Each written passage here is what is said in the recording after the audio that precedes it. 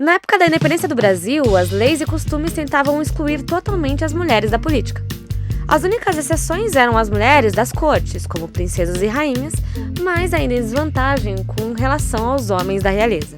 A origem do domínio masculino nos regimes políticos do Ocidente é antiga, e esse domínio não diminuiu com as revoluções inspiradas em ideias iluministas e liberais dos séculos XVIII e XIX.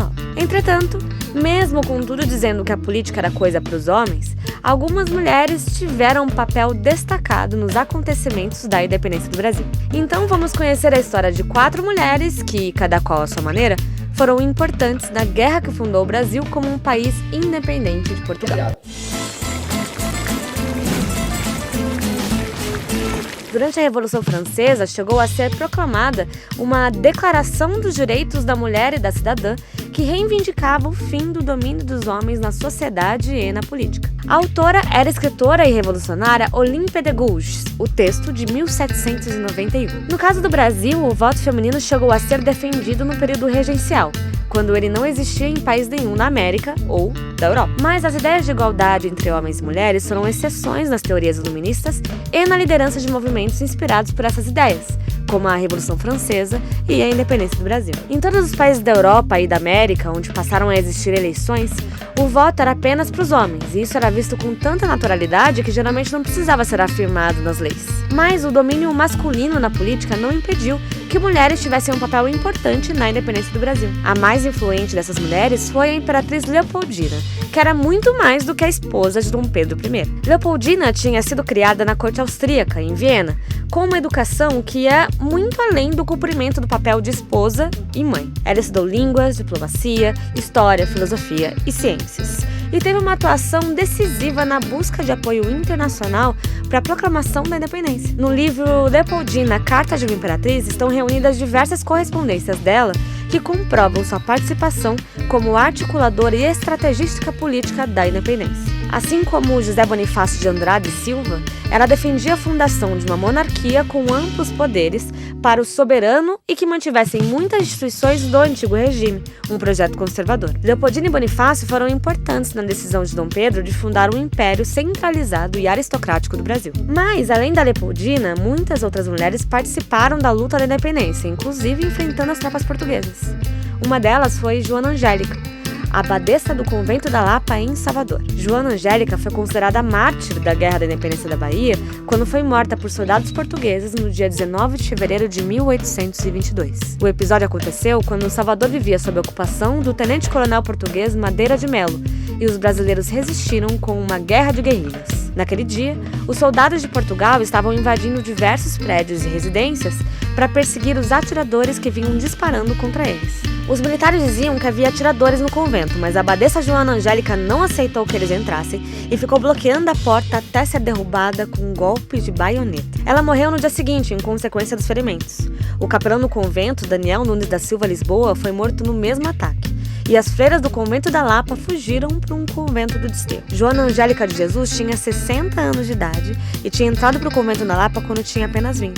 Seu assassinato foi visto como uma covardia e uma prova de que a ocupação portuguesa tinha que ser combatida. A terceira mulher que se destacou na Guerra da Independência foi Maria Quitéria de Jesus Medeiros.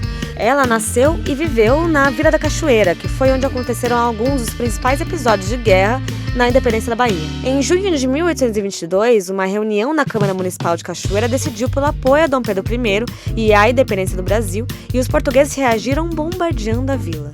Em setembro, foi formado, em Cachoeira, o Exército Libertador da Bahia, e foi então que Maria Quitéria resolveu que queria lutar. Ela foi até a casa de sua meia-irmã, Teresa Maria, que era casada com José Cordeiro de Medeiros. Com a ajuda do casal, ela cortou os cabelos, se passou pelo cunhado e foi alistada como Soldado Medeiros. O Soldado Medeiros lutou no Batalhão dos Voluntários do Príncipe, popularmente conhecido como Batalhão dos Periquitos, por causa da cor verde dos uniformes. O pai de Maria Quitéria descobriu seu paradeiro 2 semanas depois do alistamento, mas a essa altura o comandante do batalhão já considerava o Soldado Medeiros um bom recruta e defendeu sua permanência na tropa. O pai acabou aceitando e o comandante mandou improvisar uma farda com saiote para Maria Quitéria, que lutou na maior parte das batalhas, já sem esconder que era mulher. Maria Quitéria lutou em batalhas importantes da Guerra de Independência da Bahia, desde os meses finais de 1822 até a Batalha de 2 de julho de 1823, que foi a mais importante vitória brasileira de toda a Guerra da Independência. No final da batalha, Maria Quitéria foi saudada como heroína,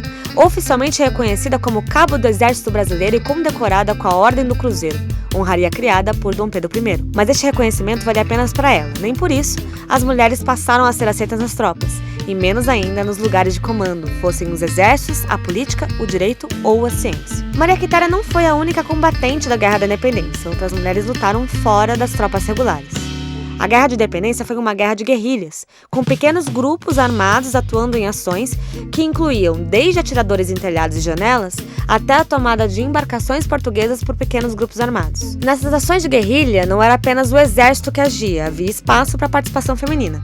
Uma delas liderou a tomada de uma embarcação portuguesa em outubro de 1822 e comandou um ataque maior na ilha de Itaparica, em janeiro de 1823.